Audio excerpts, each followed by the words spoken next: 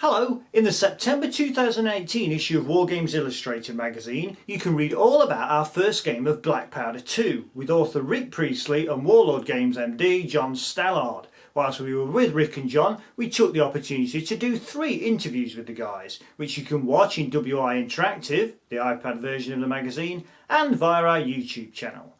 This is one of those interviews, What's New in Black Powder 2? We also have Rick and John one-on-one and Name That War Quiz. Head over to youtube.com and search for Wargames Illustrated to check them and loads more of our videos out. Right, hello Rick Priestley. Hello world. So we've just been playing a game of Black Powder, or more specifically Black Powder 2, because we've been giving it a run out, haven't we? We have. We've been giving it a run out in John Stallard's Wargames room.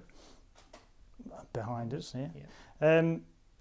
Tell us first of all, for those fools who've never played Black Powder was devised as a game between you and your mates to play quickly in one evening, was it? Yeah. We played a lot of games around at the Perry Twins place after work. We were all working against worship at the time. And I can't remember exactly what rules we were using, but we were playing these huge games of Napoleonic warfare in which we'd start playing, let's say 6-7 o'clock, and by midnight the forces were just about starting to get engaged. So it didn't really work very well. This is largely the fact that Perry's got such enormous tables. And Jervis Johnson, for it was he, had the notion of simply using my War Master game system. And if anyone's not familiar with that, then War Master is a game system that whereby you have brigades of troops, and they are moved according to a dice, 1, 2 or 3 times, one after the other. We didn't want to do it literally like that, because in Black Powder you're using 28mm figures. On these games we were playing, you're using 28mm figures. So the notion of moving a unit, then make a dice test, moving it again, and you make a dice, it would have taken forever. So we just came up with this idea of going, well, let's just say you want to move 1, 2 or 3 times, and then make a single dice test. And depending on how well you do, you will move as far as you said you're going to move. And that seemed to work very well, and we actually got games finished by about 11 o'clock at night. Hooray! So it really was just an adaptation of War Master. And in fact the shooting and the combat are just straightforward adaptations of the War Master system, because it was a very simple, straightforward system anyway. And now it's been adapted again, or has it just been tweaked? What sort of thing can we expect from Black Powder 2? To start with, why did you think we needed a Black Powder 2? Because I was told we needed it. So I was explained we were going to do a second edition. And therefore, let's take the opportunity to update the rules so that we could cover things that either weren't clear, or in some cases which we thought of better ideas since, and which has happened. Some of the supplements have actually introduced ideas that improve the game, or make it quicker, or flow faster, or more intuitive. And I just adapted some of those, or rewrote some of those. But not much. Really the Black Powder game is fundamentally sound. There are just a few loose bits around the edges. Something in particular, I'll give you an example. In the original Black Powder, the way in which units charge into combat and make contact with other units allows for 2 or 3, well specifically 2 units to attack 1 in some circumstances. But it's quite geometric. It's quite precise and a little bit of a faff, and very early on people just simply stopped doing it. They went, well, let's just fight one-on-one, and we think you get better results that way. And it immediately stops a little element of gamesmanship. Now, when we originally created the game, we quite liked the fact you could get 2 units on 1, but we were playing in a very loose, cheerful fashion with alcohol.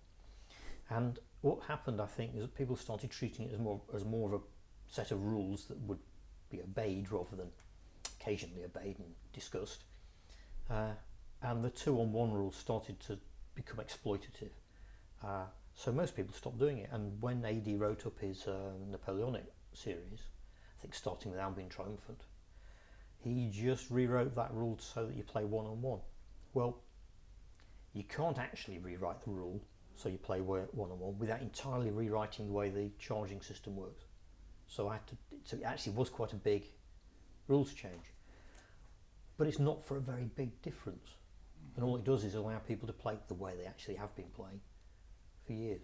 And that's typical of what I've done. I've just tidied stuff up and neatened it up.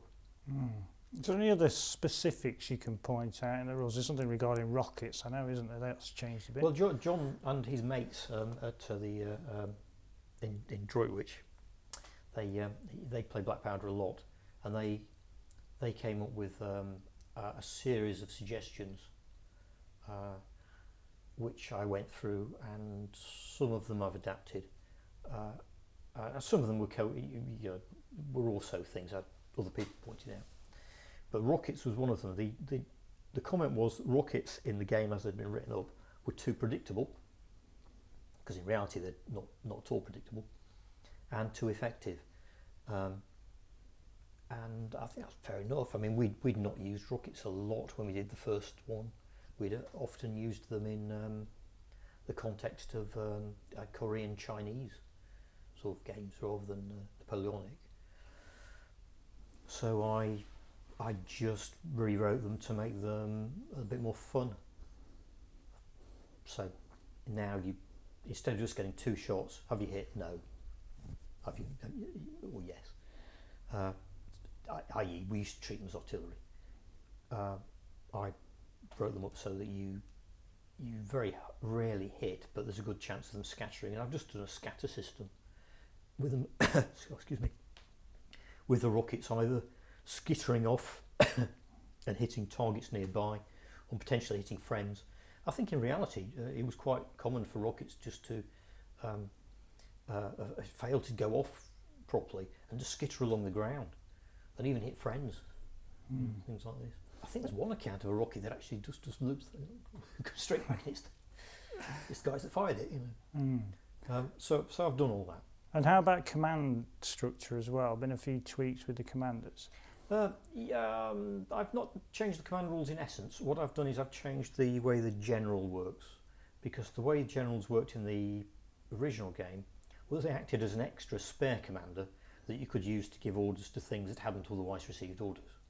But people always forgot, at least most of the people I play with always forgot, and the subtlety of it was made it something that you had to think about a little bit, I don't want to say too far in advance, but almost like the previous turn. You needed to figure out what you were doing in the previous turn. I think a lot of people just didn't take advantage of it.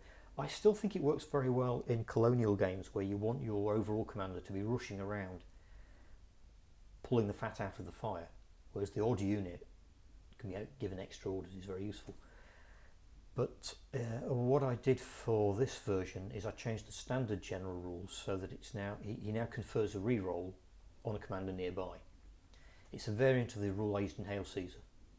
Hail Caesar works like that. The general, who is also a brigade commander in Hail Caesar, gets a reroll, and that works very well. So I just transferred the rule over. I've retained the original rule as a variant, a special rule, and I've done a whole series of commander special rules, which you can now use if you want, or if you want to allocate them to commanders, and they're in the back as alternative or special rules. What about the layout of the book? That's still being done as we speak, so we don't know what the final thing's going to look like. But does it again contain battle reports like it used to? I've not done those. In fact, the brief for this was we were going to do it so quickly that I didn't have time to do anything other than rewrite the rules, and the deadline was last Christmas. So because we were going to get the game out for the second edition out for I think it was for Christmas actually. The deadline was before it. So I said, well, I can do that, but I can't do the scenarios as well. So what I did was I just briefed it. I said, in the first one we really wanted to get the idea across of how to play, that style of play. But people know that now, so let's just have lots more scenarios. Instead of doing the rather cheery write-ups, let's just have scenarios like some of our existing supplements have. and let's get all the guys who've written supplements for us to write the scenarios. So Pete Brown has done some very good ones, in fact. Steve Jones has written an American War Independence one, I think. Which again is very good, and so on. I think AD's done a few as well, and there's probably a few other guys I just can't remember off the top of my head. So we've now got a lot more scenarios, but here's a game you can play, rather than here's a game we played and this is how it went. But we're going to do one scenario as a full write-up. I've not seen that yet, but we'll do one as a full write-up in the old style, just so we can maintain that style of, I don't know what you call it, sort of bonhomie.